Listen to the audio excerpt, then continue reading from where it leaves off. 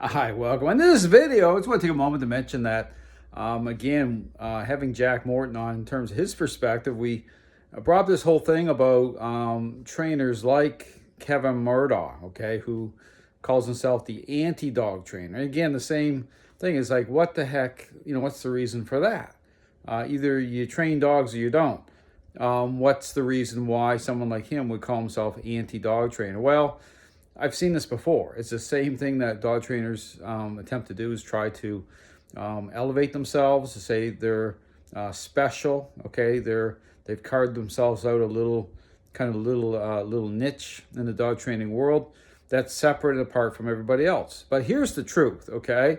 And again, I talk about defining what a process is. That there's a way to tell, okay, whether or not the process itself is solid, and solid in relation to whether or not the core ingredients I talk about influence and control are reconciled by way of a specific intentional interaction-based method. Understand that's the only way, okay? There isn't more than one way. That's the only way that happens in terms of a predictable outcome.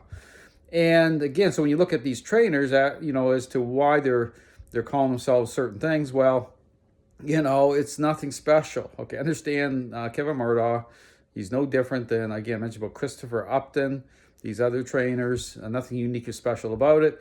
These trainers are trying to elevate themselves on social media.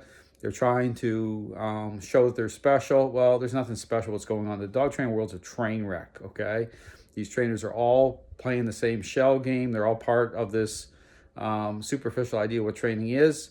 And they're all part of this open door in terms of setting in motion a counterfeit picture for dogs and owners. Thanks for watching.